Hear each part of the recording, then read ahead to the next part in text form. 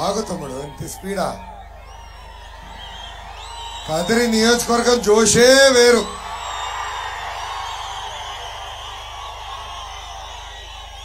ఒక్క విషయంలో కదిరి నియోజకవర్గాన్ని నేను గుర్తుపెట్టుకుంటా జీవితాంతం. అదేంటో తెలుసా? బహుశా భారతదేశ చరిత్రలో పాదయాత్ర చేసిన వాళ్ళు ఎవరికీ చేయి నొప్పి వచ్చి ఉండదు, నా ఒక్కడికి వచ్చింది. దానికి కారణం ఇక్కడున్న కదిరి ప్రజలు. ఆనాడు నియోజకవర్గంలో అడుగుపెట్టిన దగ్గర నుంచి అసలు ఒక తాత నా చెయ్యిని ఇంటికి పట్టుకెళ్ళిపోదాం అని గట్టిగా లాగాడు, ఇంకా నొప్పి అలానే ఉంది. అందుకే నా జీవితాంతం కదిరి ప్రజల్ని నేను మర్చిపోలేను, నా గుండెల్లో పెట్టుకుంటానని ఈ సభాముఖంగా తెలుపుతున్నా.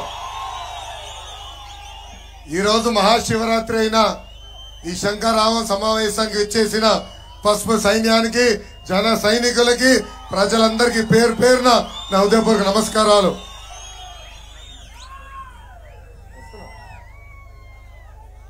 నాకన్నా స్పీడ్, అది ప్రాబ్లం.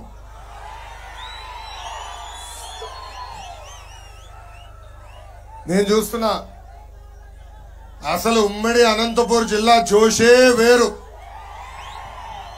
ఈ రోజు 5వ మీటింగ్ హిందూపురంలో మొదలైంది, ఇప్పుడు కదిరికి వచ్చాను. మీ ఊపే వేరు. నాకు ఒక విషయం అర్థమైంది, ఈ స్పీడ్ కి ఆ ఫ్యాన్ మాడి మస్ అయిపోతాం కూడా ఖాయం. ప్రపంచంలోనే గొప్ప ఆధ్యాత్మిక కేంద్రం, ప్రశాంతి నిలయం ఉన్న పుణ్యభూమి అనంతపురం జిల్లా. లవ్ ఆల్ సర్వ్ ఆల్ అని సేవా భావం ప్రపంచానికి నేర్పించిన బాబా సత్యసాయి గారు పుట్టిన ప్రాంతం ఈ అనంతపురం ప్రాంతం. మన జిల్లా ధర్మవరం చీరలు ప్రపంచం అంతా ఫేమస్. అంతేకాదు అనంతపూర్ జిల్లా ప్రజలు నమ్మకాన్ని రొమ్ము చేయరు. ఎవరన్నా బాగా పని చేస్తే వాళ్ళని గుండెల్లో కాపాడుకుంటారు. ఎవరన్నా జగన్ లాగా తప్పు చేస్తే తోలు కూడా తీసే శక్తి అనంతపూర్ జిల్లా ప్రజలకు ఉంది. భూమి కంటే ఎక్కువ భారం మోసేది మహిళ.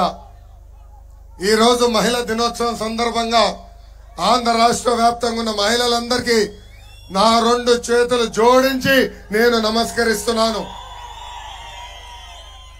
మొన్న ఆంధ్ర రాష్ట్ర ముఖ్యమంత్రి మహిళలతో మీటింగ్ పెట్టాడు.